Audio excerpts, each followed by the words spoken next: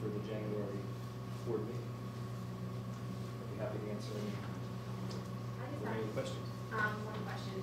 For the 2 early dismissal dates, one of the, I think, Act 48, we talked about, no kindergarten until today. I don't know if that was still discussed at all, or, Yeah, I think, so we it looks discussed. like it was rolled out, but. Yeah, I think the way this is probably going to end up is that Ann will be in session one of those days PM the other day. Okay. Okay. I thought they talked about how, that was gonna be really difficult for PM kids to have to train, to come in AM flip-flop, that would be harder on childcare. On Monday. Yeah, says if you're used to coming PM, to have to come in on the AM, so they kind of discussed eliminating kindergarten altogether on both those days, because they were around conference time, and that way we wouldn't have to provide a sub for, kindergarten teachers at all, because the kindergarten teachers would still be there, but they could run their conferences all day. Yeah, so the very last discussion that I was involved in on this one, was that I guess the group thought that with plenty of notification that for that one day that schedules could be worked out. But interesting enough you bring this up, this was one of the things that I think whichever group we talked about the most was for this. We certainly are okay hour-wise, as far as mandatory hours for the school year. Whichever way we go with that, we're going to be okay hour-wise for the kindergarten, as long as we're making up, things along the way and modifying schedules and so forth. So we'll be okay hour-wise, so that's not really the concern. I think, there is some flexibility to me. The days are going to be in there. So as far as what time the dismissals happen, that's something that I still have the principals working on, our cafeteria staff and so forth. So we certainly have time to revisit how we want to do that, so we can make sure we give the community ample notification in time. So I do see us having that discussion again. That's just how it was left, kind of last. Yeah, so really what I did is I kind of said to principals, when we have an early dismissal day now for weather, you know what that looks like for your building. I'm going to need you to move that up approximately an hour if we're going to do something like this, because we want to try to get about 3 hours of meaningful time for the buildings, and then the building-based professional learning on the days.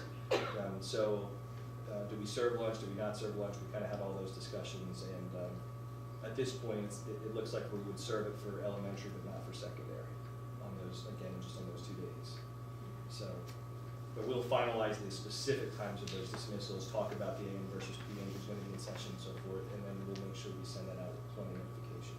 That's why we list specific times on here. We really didn't want to say, well, what do you want to accomplish that day? If you know what you want to accomplish that day as far as professional learning, that'd be a lot easier to say when who should be here when. Okay. All right. Does anybody else have a question? Just a comment, I'm glad that we're putting the professional development throughout the year Yeah. instead of having it wait until the end or in the year. Okay, great. And we will move that forward as a motion as well for January board meeting. Thank you.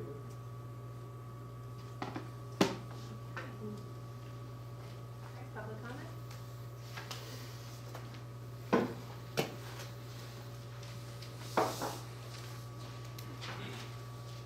Sue Farrell, West Rockville Township. I have I'm going to make a couple of remarks that I think you need to look into. I'm not going to ask the question because I only get 3 or 4 minutes here. First of all, I think it should be spelled out what the cancellation fees are for the band trip or any other trip, just so that we know we can keep on schedule and make sure we make our decisions in such a way that we don't incur any cancellation fees. A remark was made, and I didn't quite understand the amount paid for the band trip. Did you say that would be collected directly between the travel company and the student? When the students sign the contract, when we present the trip to the students and they sign a contract saying they're going to go, they put the down payment through with Peak Travel Agency, and then from there, their billing, so when the next payment is due, they pay Peak directly, or Peak Okay, sends them an email. so you're going to basically knock out the school district as the middleman on the collection. You might wanna just double check on that. My experience back when I was on the board was they needed to funnel that through the school to make sure that it was covered with school insurance as a school-supported trip. Okay. And that we wanted to do the same thing, but because of that technicality, we were told that it was not a wise thing to do. So I would just double check that with the business office to make sure you're not cutting out your insurance. Okay. I'm curious how you got to the number of 200 for your reservation. Just be careful that you really can keep that 200, because there again, if you sign a contract for 200 and you get 170, you'll have 30 cancellations, and that gets real expensive real quick. The Key Club, you were talking about fundraising. I believe our policy is that if the group does a fundraiser, the money has to be spent in such a way that benefits all members, not just 4 or 5. And that's what I recall about that, without looking into it. But I would double check that. The annual calendar here, I don't know why you didn't include summer school. That's part of the district's activities. That's something that you do every year. The other thing is, last year, we had a lot of absences. In fact, the entire schools shut down around the 4th of July, and as a taxpayer, I believe I ended up paying regular wages. I would like for you to commit that if any of the schools close, to make that a longer weekend. Any personnel not showing up for work must use vacation time. I don't need to pay for that, okay? I don't mind if they go, but that should be used as a vacation day. So, excuse me a second, which day are we talking about for that? Last year, the 4th landed on a Wednesday, and so a lot of people took off on Thursday. And now, I'm presuming that we do a 4/10 work day in the summer. Correct. That should also be on your calendar here. I don't know why it's omitted, and just put it that it's a presumed. It's been that way for the last 5, 6, 7 years, so, and then shade out the days that the Fridays that would normally be closed. I think this is incomplete, okay? I'll just make it real quick. But last year, the 4th was on Wednesday, a couple of buildings closed on Friday. Personally, they did not take, from my understanding, they did not use vacation days. It was like, oh, well, it doesn't matter. No, it does matter. If I'm paying you regular wages, you need to be there. If you don't want to be there, use your vacation day. That's how I feel about it.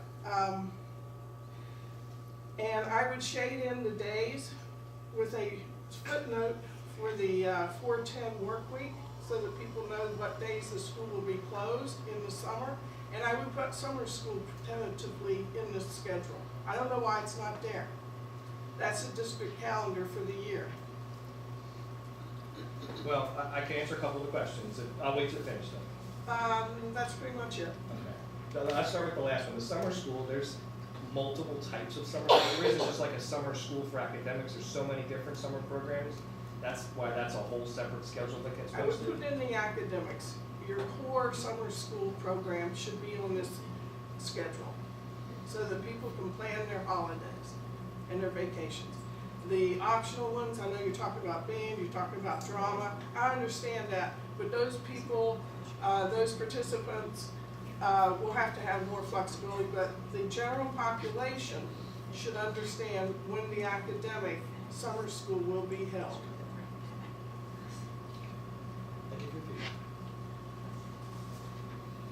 Thank you. Any other public comment?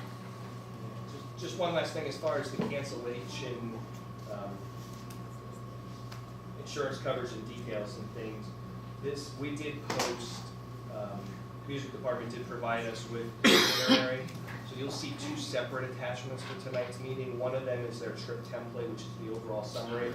But the itinerary is up there now, and if you go to page 3, there is a page that talks about insurance and trip cancellation costs and interruption, Okay. delays and all that stuff, you'll see that on there. It's the one that has like the purplish box on it. Okay, thank you. Oh, Can I just make, because I meant to ask a question Yeah. earlier, sorry. Can I ask you a quick question again about the Key Club? Yes.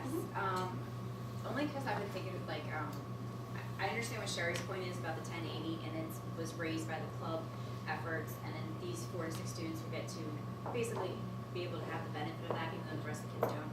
Is there anything in the club laws or bylaws that says that you can't do something like that? It's in our Like- policy. Or like the club I'm talking about like every club has like a bylaw or rule set of hand guidelines, so I didn't know if there was something in those guidelines that would turn around and say if it's not used by so many percentage of the kids, like they can or can't. I'm just wondering. That's I not know, our policy. That's a district policy. no, I'm talking about the I know what club you're saying, but I'm policy. saying the district policy would override the club policy. And our district says if you have the whole club doing a fundraiser, all the members have to benefit. That's not up to the club, it's up to the district, and that's our policy. Okay.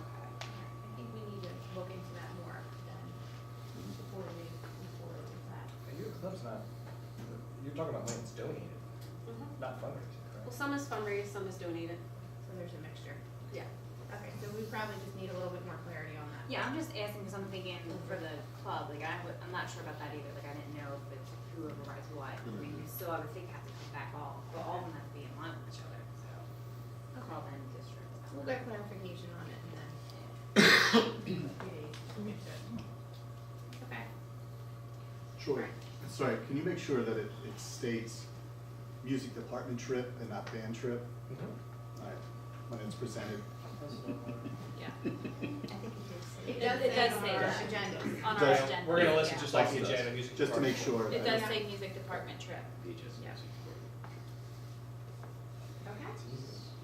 We're good? All right, thanks everybody. All right, thank you.